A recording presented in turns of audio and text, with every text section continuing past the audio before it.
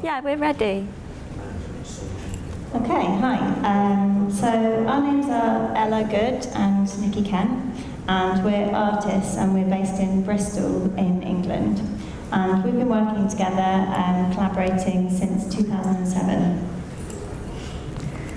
We collaborate to make socially engaged art. Socially engaged art is a term that some people know, but we also understand that a lot of people don't know what we mean by that, so we're going to explain a bit about it. So the form is not fixed. It could be a film or a painting, or it could even be an act that people do all together. It's more about the work being for communities, and that the way that the artists work with the communities being integral to the artworks. So hopefully when you hear a little bit more about our work, it might become clearer what that means or what that kind of work might actually look like. So our talk today is going to focus around this question. How can we use art to engage a wider public in discussions about human settlement of Mars and the future here on Earth? So the project that we're here to talk to you about in relation to this question is called A Decade with Mars. It's a project that we started in 2013 when we heard, as we're sure you all know about, we heard that people around the world were making applications to take a one-way trip to Mars to be the first humans to colonise another planet. The mission was originally meant to go in 10 years' time and was proposed, as I'm sure you'll all know, by a company called Mars One. So our work isn't really about advocating for Mars One or really about the feasibility of their specific proposal. We've always been interested in science and science fiction, and when we first heard about the application process, we wondered if this was a point in time where we were at a beginning point. Was this the beginning of a new space race? Were we at the beginning of global change or a huge shift in how people might live in the future? We're interested in how the idea of leaving Earth for another planet is a provocation that raises questions about how we all live.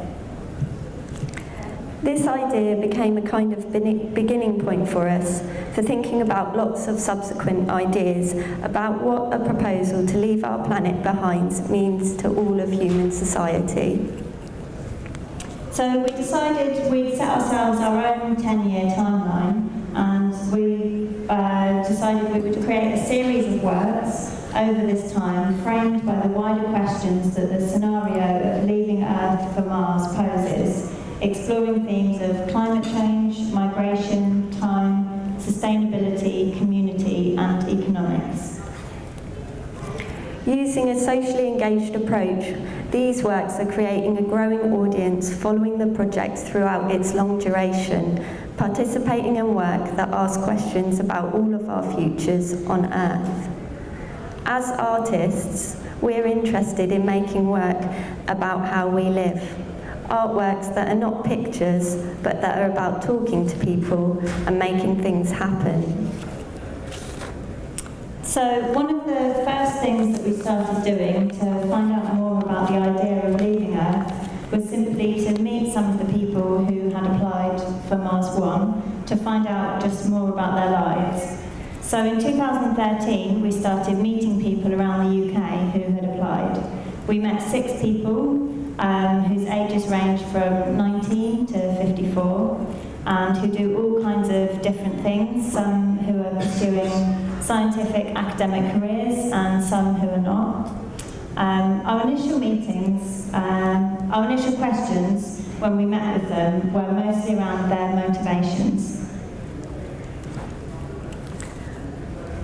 Why would anyone want to go and live on another planet for the rest of their lives? Why would anyone want to leave Earth? Who would be prepared to put themselves forward to leave everything and everyone they've ever known behind? Is getting to another planet even possible? Who would want to be the first?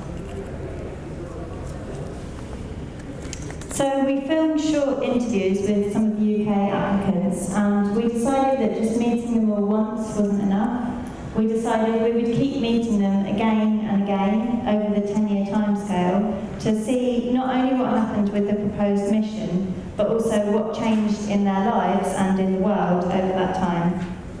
One of the people we've met is still officially in the running of the last 100 applicants, but we've never really been that concerned with how far they got in the process. To us, it felt important that these were people who, at a certain moment in time, put themselves forward to be part of a different way of living in the future. The documentation that we produce with these applicants will eventually become a film, documenting 10 years of meetings and conversations about the future. So that's one ongoing part of our work on A Decade with Mars. And alongside that, we're making a series of more public projects that open up questions about space travel and the future of Earth to a wider audience. So in 2015, we launched a series of weather balloons around the UK. We felt that for making the first public act of a decade of work about space, a series of launches were quite appropriate. So we'd like to show you a little film of this work. It's about 5 minutes long. I'll give you that.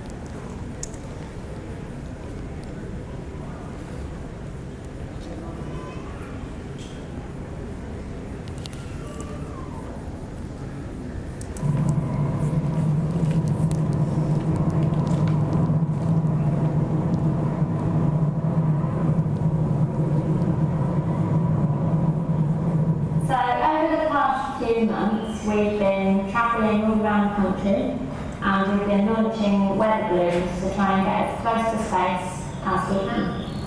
And the reason we've been launching weather balloons is because it's to mark the beginning of a 10-year project that we're doing called A Decade with Mars, which is all about space travel and the future. And then we're going to do a countdown. 5, 4, 3, 2,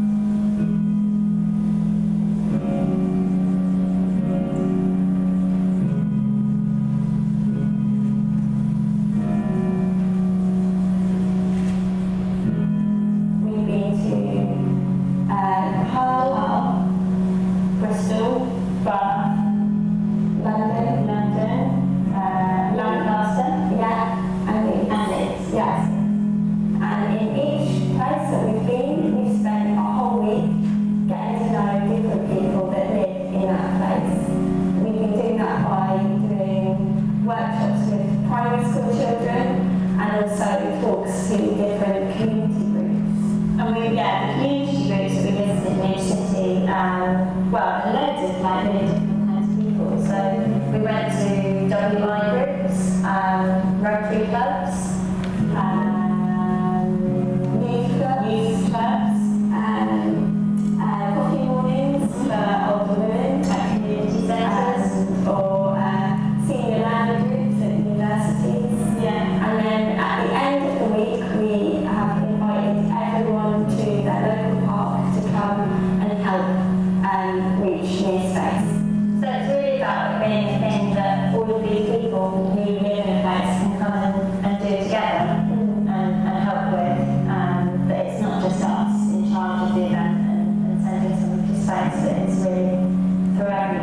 been part of.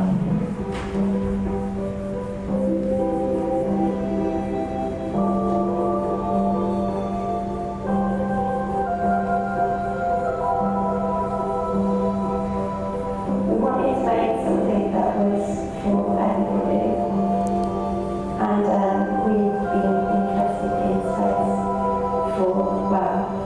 since we started working together. And what we've found from taking the beginning of this project to lots of different places is that the idea of space or travelling into space is exciting for everyone, for loads of different people.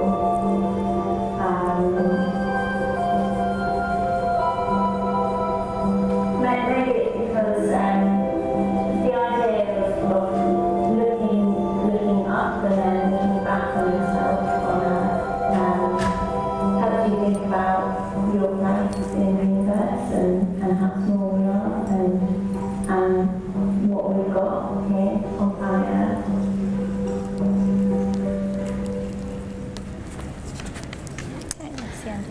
So, as the film shows, we spent time running workshops with school children and giving talks to community groups before inviting everyone to a local park to help us launch the balloon at the weekend. Some of the launches had around 100 people attend, and people could get in as involved as they liked, or they could just watch. The events had a real celebratory feel and were an opportunity to bring the questions and ideas behind the wider project to a bigger public. The idea of launching weather balloons into space is an unusual but accessible idea that people got really excited about. And by having this big, exciting act, we could ask smaller, more detailed questions about the future. So launching a weather balloon is maybe quite an unusual thing to think of as an artwork. For us, we see the art as not really the films themselves, not as a product, but as the coming together of a new group of people and doing something together that might make you think about a bigger picture. So referring back to our original question, how can we use art to engage a wider public in discussions about human settlement of Mars and the future here on Earth? We think that these kind of socially engaged projects are often when art can be at its most successful and when it can have the highest impact with people. This is a parallel or a similarity we can draw between art and science. Maybe when the form of the discipline is thought of as more fluid, when it's something that people can get involved with rather than just watch, you have a much greater chance of engaging with and exciting completely new audiences. So just to finish talking about the Weather Balloon Launches project, we've just got a few pictures. So some of the launches were featured in local papers, and we made it onto the BBC as well. And these are some of the groups that we worked with. And this is a group, volunteer group who ran a local nature reserve where we did one of the launches. Yeah. And this is a group of adults with learning disabilities. And there's one of our launches. And there we are finding the last one that we found. That one's, you can see the group in the corner, that's us after we've launched it. And then a couple just And that, yeah, that's on the way up. And that is one of our highest ones. So our next project as part of A Decade with Mars is going to be called the People's Space Programme. We want to build our own self-contained living space that models a place that people could live on other planets in the future, as well as looking at sustainable models for living on Earth at the same time. We see a relevance between the practical considerations necessary for living on other planets, living small, living in contained environments, and how these can be used when thinking about more sustainable ways of living here on Earth. So we want to build it as a big, open, collaborative design process. So it will be a project that anyone can join in with. It will be like a kind of science club with a goal of making our own hub, both as a work of art and as a real working object as far as is possible. We'll be getting schools and different community groups involved, as well as anyone who's interested in learning something new. People who take part in the project and join the People Space programme will learn new skills, practical skills connected to sustainability, collectivism and activism, giving a platform to create and converse about the futures that they want to see in the world. We hope to work with all kinds of different amateur clubs, for example, clubs with practical interests in sustainable living, small house movements, architecture, energy, communal living, recycling, hydroponics, DIY, gardening, all sorts. As we began research into the beginning of this big, ambitious project, it became immediately clear that there were lots of links with our work and the Mars Society. We were, of course, especially keen to see the hub at the Mars Desert Research Station, and to see a working scientific example of a hub that models living on Mars. Earlier this year, we received some funding from the British Council and the Arts Council England, which enabled us to visit the Mars Desert Research Station and to be part of one of the work parties. So this is the work party group we're part of, and there's a picture of us trying out the analogue simulation. Yeah, we're sure you've seen lots of pictures like this one. The thing that really stood out from our time in the hub was the idea of practicing life on Mars, here on Earth, with what we have now. In this way, the Mars Desert Research Station really links to how we will have to create our hub by building out of what's available, using what is around us to first imagine and then to build. We can start to create visions of what the future might look like. We want our hub to hold this idea within the process of creation, to create a work which acknowledges fiction and dream as a powerful tool for exploring and perhaps solving more concrete issues. We see this idea repeated again and again throughout history, like these Leonardo da Vinci's designs for seemingly impossible flying machines in 1485, and Jules Verne's vision of man travelling to the moon via a giant space gun in his 1865 book From the Earth to the Moon, and these line drawings for spacesuits sketched early in the 1900s, but long before any space program had started. For great advancements to happen, we must first imagine our futures before we can live them. And so, really, if you have any ideas about how we could start this next part of our project, the People's Space Programme, if you're interested in helping build it or in some way being involved, that's why we're here, really. We're here to make new connections and talk to people, and that's it. So maybe we can. How long have we got? Oh, you have plenty of time. Great. I was getting ready to help with questions. Great. Yeah. So maybe we can turn it into a little bit more of a discussion now.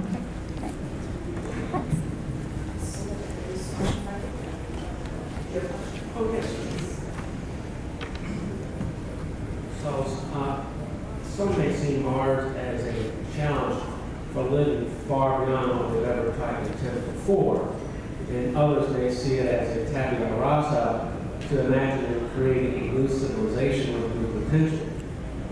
How, obviously, you're on the latter side. How do you, question is, I'm trying to address myself, is how do you stimulate that interest in seeing Mars develop as a new civilization? And so one of the things what I'd like to know is how we might tie in environmental concerns to establishing, maintaining life on Mars, so that we can learn how to better maintain making Earth. Yeah. Do we have to wait for the microphone? Not sure.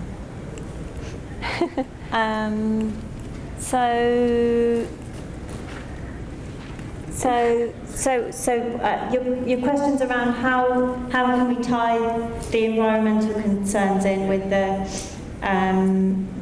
the Mars exploration, space exploration side of things? Or is it about how we can get people excited about that? Both. Okay. Well, I mean, we hope really through projects like the weather balloon project, which we showed documentation of. Do you want to go? Well, we think that space and science is really exciting, and a lot of people are really interested in that. And so, in a way, that's why it's such a brilliant way of helping us think about Earth, because I think often environment is reported in a way that it's made to feel like this massive problem that none of us can do anything about, or maybe it's really our government's responsibilities, whereas actually if we all together start doing things, then we can make a change. Yeah, so like with the next project we're trying to make, the People Space Programme, it holds that kind of idea in it. Like if we all broke a huge problem down into much smaller tasks and we tackled it together and we all learned something new along the way, then I think people get excited more about doing things in that way. Yeah. It seems much more manageable, and that applies to the environmental ideas. And I think people are just really excited by space, and that's when we did this project, this weather balloon project.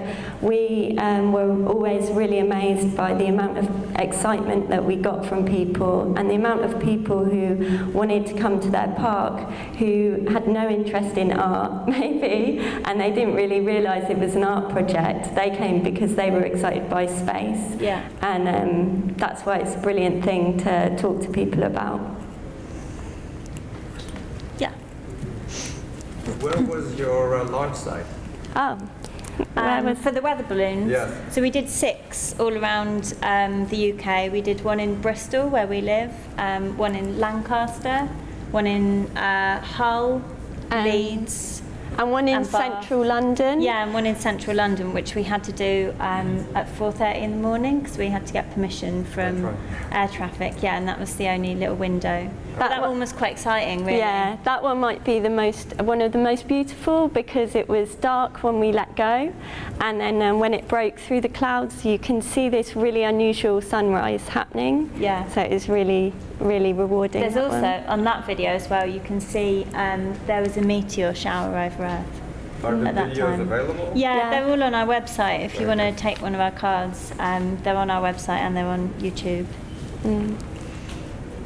Excuse me, I was wondering if, going back to the drawings that we have here, and Oh, yeah. Michelangelo, would you classify those as art at the time, or would you classify that as engineering at the time? Like Leonardo, That's we know is interesting. a brilliant engineer, but Yeah. was it considered artistic at the time, or was it more because it's an imagination? Here's something like this is not possible, but yet, would that consider pre-engineering or more or less an artistic viewpoint? Yeah, I don't know. I mean, that's interesting. It kind of depends. Depends how you think about things, really. I mean, I think we think about art as not being separate from all the other disciplines. I think it's very much within engineering and science and all the other disciplines. And often it's this idea of like a fiction, like an element of fiction needed to move things forward in other disciplines. Whether you call that like, I don't know, creativity or art or fiction or just like imagining. Yeah. We think it's all really mixed in together. Yeah. I have a question. First of all, I think you're doing fantastic work, very inspiring to young people. If I can ask, What are your funding sources and how do you get contributions or how do you get funding? Funding. So Funding is quite tough for arts, really, but should we wait for the microphone?